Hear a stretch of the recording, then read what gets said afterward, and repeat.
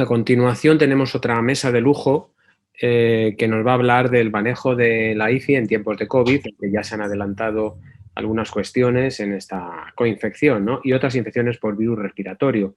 La verdad es que ¿a cuál mejor ponente, no? En primer lugar, hablará la doctora Marina Machado, que es del Servicio de Enfermedades Infecciosas del Hospital Gregorio Marañón, que además es el hospital que mejor ha manejado en la COVID, según el índice este de reputación que acaba de salir publicado, de toda España. Y luego, a continuación, la doctora Isabel Ruiz, que además de ser una enorme amiga mía y la quiero muchísimo, es una excelente profesional y experta en infecciones fúngicas del Servicio de Enfermedades Infecciosas, compañera de Maite del Hospital Valdebrón. Bueno, pues cuando quieras, Marina, puedes empezar a compartir y a continuación Isabel. Muchas gracias. Bueno, pues buenas tardes. Muchas gracias a Gemicomed por ofrecerme la oportunidad de participar en esta reunión de forma activa. Y bueno, para mí es un honor compartir panel con expertos en la infección fúngica de los que tanto he aprendido y espero estar a la altura de las circunstancias. Bueno, mi presentación se va a basar en dos grandes bloques. Por supuesto, voy a hablar de capa. En primer lugar, hablaré de nuestra experiencia en el hospital y bueno, pues luego daré también algo sobre la literatura que se ha publicado y aspectos diagnósticos. Y en el segundo bloque voy a hablar también de otras infecciones fúngicas que, si bien no han tenido tanta repercusión en la literatura, sí que han tenido impacto en el manejo de nuestros pacientes infectados por COVID y creía conveniente también traer a esta presentación. Bueno, lo que nos ha enseñado la aspergilosis invasiva a lo largo de toda nuestra experiencia es que existe un amplio abanico de comorbilidades susceptibles de padecer una infección por aspergilosis y bueno, pues el paciente hematológico es el más afectado hasta el momento y obviamente el paciente de mayor riesgo, pero existen otras comorbilidades como el paciente cirrótico, oncológico, trasplante de órganos sólidos, EPOC, y el paciente crítico, que en nuestra serie no llega al 6% hasta el 2019, muchas veces con la suma de los esteroides, pero en los años 2020 y 2021 se ha aumentado de forma exponencial los casos totales de aspergilosis en pacientes críticos y el porcentaje del total que representan anualmente estos casos. Y todo es debido a la pandemia que hemos sufrido por COVID. Esto nos llevó a publicar la primera serie de nuestros pacientes, la primera ola, realizando un estudio prospectivo entre marzo y mayo del año pasado, analizando las muestras de aislamiento respiratorio de aspergillus en pacientes COVID que estaban hospitalizados en nuestro hospital. Y bueno, pues efectivamente los clasificamos con las definiciones que teníamos hasta ese momento, los criterios de ASPICU, los modificados de la gripe. Por esa fecha se publicó las definiciones de la aspergilosis derivada de influenza, y en aquellos pacientes que tenían algún factor de inmunodepresión, pues se aplicaron las clasificaciones de la RPC. Si bien nuestra incidencia es baja comparado con la reportada en otros países en ese momento, fijaos que no llega ni siquiera al 1% del global de pacientes COVID hospitalizados, esto es un poco mayor en la UBI, llegando al 3,3% de incidencia en paciente crítico. No obstante, sí que tuvo un impacto muy grave en los pacientes y en el manejo clínico de estos pacientes, sobre todo para los intensivistas que estaban llevando a estos pacientes y lo sufrieron. Bueno, tuvimos en ese análisis 8 pacientes con aspergilosis, 5 pacientes se consideraron colonizados. Como veis, la mediana duración de estancia en la UBI era bastante corta, 8 días hasta la primera muestra de aislamiento de aspergillus. La gran mayoría tenían alguna coinfección bacteriana o vírica con una reactivación de CMV como la principal. Todos habían recibido esteroides y todos habían recibido tocilizumab. El TAC, en aquellos casos en los que se pudo realizar, pues no aportó gran cosa, pues esa opacidad bilateral en vídeo ilustrado que tanto hemos visto en pacientes COVID era el principal hallazgo y solamente en un paciente tenía un nódulo cohabitado, el resto era todo muy inespecífico. Centrándonos en la parte de micro, sobre todo el principal patógeno Aspergillus fumigatus, la muestra respiratoria de broncoaspirado, aspirado traqueal, únicamente en 2 pacientes se realizó lavado bronquialveolar en ese momento con esa limitación que teníamos de realizar fibrobroncoscopias en pacientes COVID. Y fijaos, bueno, pues los valores de galactomanano en suero en ese momento eran el 50%, luego lo haremos un poquito más al respecto, y el valor del galactomanano en el VAL, que fue poco, fue solamente 2 pacientes, pero los 2 pacientes fue positivo. Si comparamos los pacientes que tenían criterio de clasificación de capa con respecto a los que estaban colonizados, he marcado las principales características diferenciales, sobre todo el haber recibido tocilizumab, y con respecto al tiempo, más duración desde el diagnóstico de COVID hasta el diagnóstico, mayor estancia en UBI, mayor días de ventilación mecánica y uso de antibióticos. Si bien esto puede también deberse a un retraso en el diagnóstico debido a esa heterogeneidad de criterios diagnósticos, con el tiempo hemos aprendido mucho más y hemos podido adelantar sobre todo el tiempo del diagnóstico de aspergilosis y comparando la mortalidad, mayor mortalidad en pacientes con infección invasiva. Revisamos también la literatura que se había publicado hasta ese momento, que estamos hablando de noviembre del año pasado. En ese momento eran unos 19 artículos y bueno, pues las características similares a lo que he comentado, unos 7 días de media de estancia en la UBI hasta que se diagnostican, Aspergillus fumigato el patógeno más frecuente, pero también una serie de especies críticas y sobre todo con especial atención a la resistencia. El valor, pongo una vez más, del galastomanano positivo en el lavado broncoalveolar, como ya se ha comentado en las otras sesiones. La limitación del galastomanano en el suero en estos casos, es verdad que no hay tanta angioinvasión como en la forma de influenza. Y los hallazgos radiológicos, una vez más inespecíficos, fijaos en solamente 4 pacientes de este análisis presentaban hallazgos sugestivos de infección fúngica y una mortalidad pues bastante alta. Si veis las definiciones de aspergilosis, ASPIC, Modified o RTC, pues hay aún así muchos pacientes que no se podían clasificar por ninguna de estas definiciones. Bueno, y gracias al registro que se ha hecho de forma altruista por distintos médicos de la Comunidad de Madrid, por las siguientes olas que hemos tenido, hemos podido analizar incidencias de aspergilosis en nuestros pacientes críticos por las fechas tan concretas que nos han dado. Son registros aproximados, pero bastante fiables a lo que hemos sufrido en los hospitales. Y bueno, pues ya aplicando los nuevos criterios de clasificación del FMM, en total hemos tenido 32 casos, más del 80% con definición de probable. La incidencia, en este caso en la UBI, en la primera ola aumentó debido a esa nueva clasificación y a que algunos pacientes se pudieron clasificar mejor con estas recomendaciones, y veis las siguientes olas cómo ha ido aumentando esta incidencia, que ha llegado casi al 7% en la segunda y en la tercera. Hemos querido comparar también las principales características de los pacientes en la primera, segunda y tercera ola, y he remarcado lo que me ha parecido así más importante, sobre todo la precocidad del aislamiento de Aspergillus desde la intubación en las siguientes olas, comparadas con la primera y la segunda. Fijaos que llega a unos 2 días desde la intubación hasta la primera vez que se aísla el Aspergillus. Esto también debido a que se ha intentado adelantar mucho más el diagnóstico con screening de broncoaspirado o aspirado traqueal, y el adelanto también en el tratamiento antifúngico. Desde la primera vez que aislamos un Aspergillus en una muestra respiratoria hasta que se inicia un antifúngico, en la primera ola rondaba los 9 días y hemos podido adelantarlo esto a 1 o 2 días. Resalto una vez más el valor de galastomanano en el VAL, que fijaos en la tercera ola ha superado el 90% de positividad en los pacientes con diagnóstico de capa, y la disminución del uso de tocilizumab. Las dosis de esteroide acumulada, la verdad es que no había mucha diferencia entre ellas, un poquito más en la tercera y menos en la segunda, pero con poca diferencia. Y fijaos en el descenso, aunque poco, pero el descenso de la mortalidad comparado con la primera ola, y ahora pues rondamos el 75%, aún así cifras muy altas.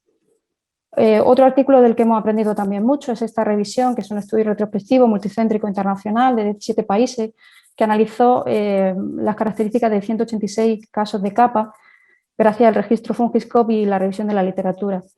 Veis la incidencia, que es muy variable, porque bueno, son muchos países los que han reportado casos con distintas incidencias en sus países, pero bueno, en paciente crítico pues puede rondar desde el 1% hasta más del 40%, sobre todo en pacientes ventilados. Si nos centramos en España, estas incidencias son menores con respecto a los casos que se reportaron a esa revisión. Aplicando los criterios de clasificación del FMM, aún así hay casos que todavía no se podían diagnosticar, pero la mayoría cumplían criterios de probable. Y fijaos la mortalidad bastante alta, en torno al 50%. Y bueno, pues con estos antecedentes se reunieron más de 20 expertos de 14 países para definir por una vez algún criterio de clasificación claro para nuestros pacientes con capa, porque bueno, pues esas diferentes definiciones nos dejaban fuera muchos pacientes, los factores de riesgo no estaban presentes y salvo el uso de esteroides, los demás eran pacientes pues, con hipertensión, obesidad, que hemos visto tanto en COVID. Ese patrón radiológico atípico tampoco era fácil para diagnosticar una aspergilosis, además no siempre es disponible la realización de un TAC. La broncoscopia tampoco es fácil realizarla, sobre todo en la primera ola, con ese miedo al contagio, y no se realizó lo suficiente. Probablemente con el paso del tiempo se ha ido practicando más, y con la dificultad de realizar galactomanano en VAS, solo validado para lavado bronquial alveolar, y la sensibilidad del galactomanano baja. Además, como ya se ha comentado, pues un cultivo positivo o una PCR positiva tampoco nos diferencia entre infección y colonización. Entonces, con estos precedentes empezaron a divagar sobre la posibilidad de diagnosticar a un paciente de capa y establecieron estos criterios diagnósticos para orientar un poco a los distintos casos que estaban publicados en ese momento y poder aprender un poco más.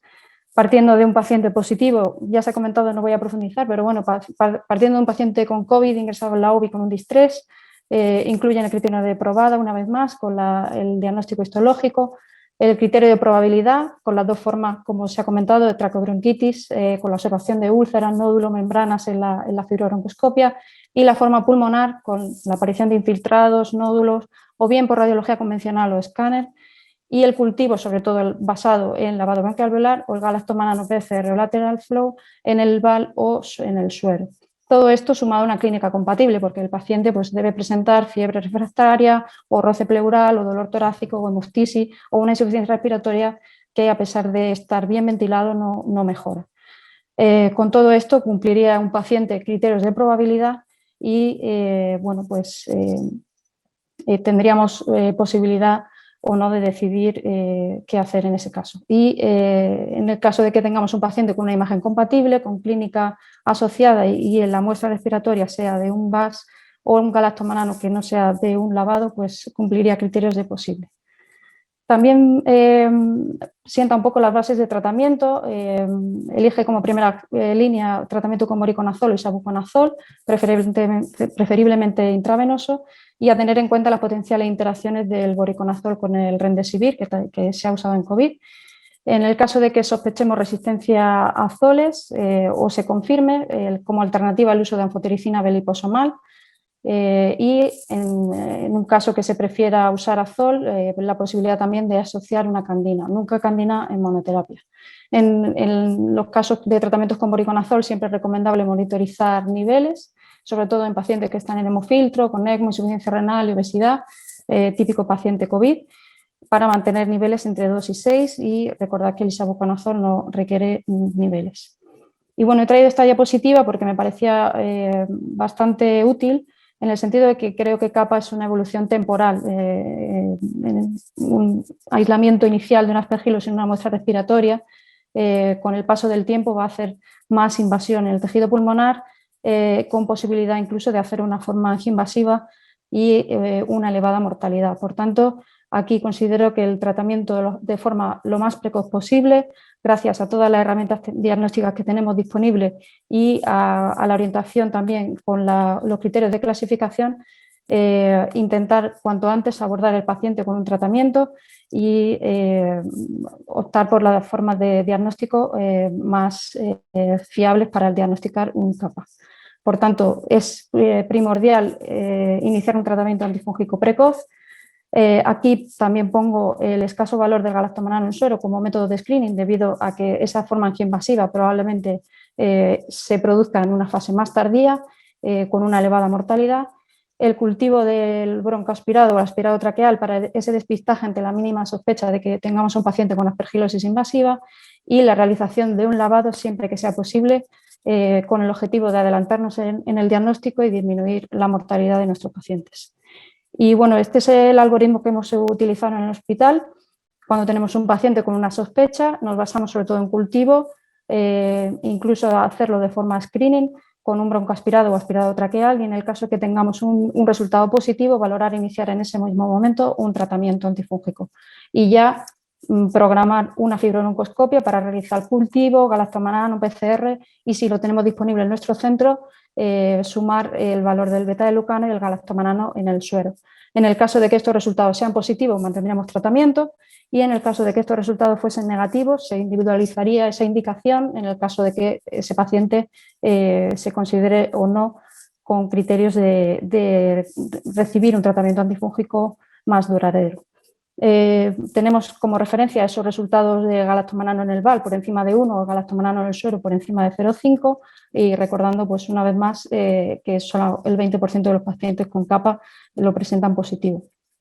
Y bueno, pues las intervenciones terapéuticas lo he querido resumir en esta diapositiva, abordar un tratamiento antifúngico adecuado y precoz, optimizar esta estrategia terapéutica antiviral, anti-SARS-CoV-2 para disminuir ese daño pulmonar. Si bien ahora mismo no tenemos muchas herramientas terapéuticas en este aspecto, en el futuro probablemente podamos tener más. Y ayudar al sistema inmunitario en ese equilibrio que altera la infección con el uso de esteroides en una duración y dosis adecuada y limitar el uso de inmunosupresores como el tocilizumab en aquellos casos en los que sea estrictamente necesario. Y en el caso, como ya se ha comentado, que estén recibiendo un tratamiento antibiótico, pues suspenderlo si los cultivos son negativos y no haya sospecha de una infección bacteriana. Y bueno, pues en el segundo bloque voy a hablar de Cándida. Traigo este artículo que es una revisión de hospitales de Irán. Es un estudio retrospectivo en 2 unidades de críticos entre noviembre del año pasado y enero de este año, en el que analizan la incidencia de fungemias que tienen en pacientes críticos, de los cuales 6 son candidemias, sobre todo Candida albicans, y los principales factores de riesgo, pues ser portador de catéter central, recibir nutrición parenteral y antibiótico de amplio espectro. Y fijaos pues, que la mayoría de los pacientes no tienen ninguna enfermedad de base. Las estancias medias son bastante prolongadas, probablemente debido a esa fungemia y con una mortalidad muy elevada comparada con pacientes COVID que no han presentado candidemia. Si bien en este artículo no especifica el origen de la fungemia, plantea un posible origen endógeno como una causa de la candidemia debido a esa alteración de la inmunidad y la alteración de la mucosa epitelial con la alteración que se produce en la infección por COVID. Esta es otra revisión del equipo de Marcionucci de Brasil, en el que analiza 2 periodos, uno prepandemia y otro en la pandemia, con su registro prospectivo de candidemias y ve cómo aumenta la incidencia de candidemia por 1000 ingresos, que pasa de 1,5 a 7,44 en un periodo de pandemia COVID. ¿Cuáles son las posibles causas de este incremento de la incidencia? Pues el descenso probable de ingreso a nivel global en el hospital por otras patologías, la disminución de intervenciones de forma programada, solamente estaban ingresados pacientes graves que lo requerían estrictamente y con más probabilidad, por tanto, de sufrir una candidemia. Además, en estas situaciones, pues obviamente hay más dificultad para mantener unas medidas de prevención, cuidado de catéteres, evitar sondajes vesicales, etcétera, que pueda llevar al paciente a sufrir una candidemia.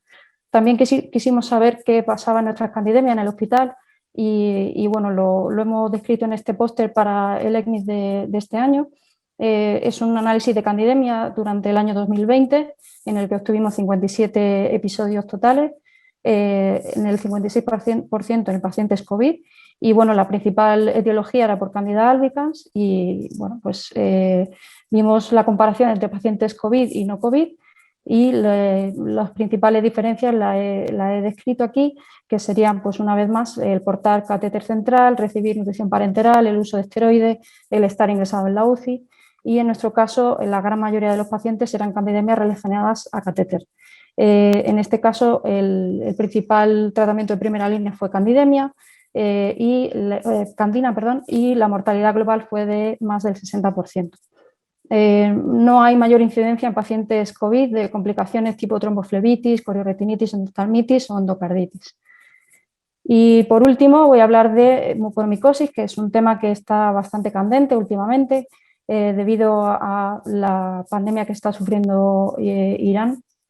Y bueno, pues en este análisis, que es un estudio también multicéntrico de casos de mucormicosis en 18 países, sobre todo Irán, que es el que más casos reporta, Estados Unidos y Pakistán, en el que habla de ese desarrollo de mucormicosis en pacientes ingresados por COVID que tienen sobre todo como factor de riesgo una hiperglucemia como principal comorbilidad bien inducida por esteroides o previa del paciente. En pacientes diabéticos con hiperglucemia se produce un estado proinflamatorio que promueve el desarrollo de infecciones oportunistas como la mucormicosis. Los hallazgos radiológicos tampoco son específicos en este caso. El hallazgo típico del halo invertido no se suele observar y la dificultad en el diagnóstico ante la ausencia de marcadores serológicos y únicamente teniendo la herramienta del cultivo y la biopsia como forma de diagnóstico. La prevalencia en la UCI solamente está reportada por 4 países, que no es muy alta, 0,3 a 0,8%, no supera el 1%, y el tratamiento previo con esteroides es lo más frecuente. La mortalidad en torno a un 50%. Estos son los países que han reportado. Y bueno, pues la presentación clínica típica es la rinorbital. En segundo lugar, la afectación pulmonar y en menos frecuente la diseminada o gastrointestinal. Los factores de riesgo lo he descrito en este gráfico, sobre todo la diabetes como principal factor de riesgo, con la cetoacidosis, el mal control metabólico. En segundo lugar, la hipertensión y enfermedad renal crónica o neoplasia hematológica, y pacientes que no tenían ningún factor de riesgo únicamente en el 5%. Se diagnostica de mucormicosis una media de 10 días después de la infección por COVID y, sin embargo, 19 pacientes presentaban signos de mucormicosis al ingreso. El 30% estaban previamente ingresados en la UBI y pasan unos 8 días hasta que se diagnostica la infección. El diagnóstico, principalmente, como he dicho, son formas probadas porque es el cultivo y la histología de muestra estéril lo que lleva al diagnóstico del paciente, y en el 65% presentaban alteraciones radiológicas compatibles, siendo la sinusitis, necrosis rinorbital o los nódulos lo más frecuentes. Y la forma probable es menos frecuente en el sentido de que el cultivo respiratorio o la PCR es menos sensible en estos casos. Cuando observamos el tratamiento que reciben estos pacientes, la principal estrategia terapéutica es recibir anfotericina B. En 6 casos de afectación rinorbital reciben además tratamiento combinado con posaconazol, y el isavuconazol se usó tanto en monoterapia, en tratamiento de rescate o combinado con anfotericina B. El desbridamiento quirúrgico se asoció con un mejor pronóstico, sobre todo en aquellos casos que presentaban afectación rinorbital sin compromiso del sistema nervioso central, como podéis ver en esta gráfica de supervivencia. Y bueno, pues aquí termino mi presentación y muchas gracias a todos.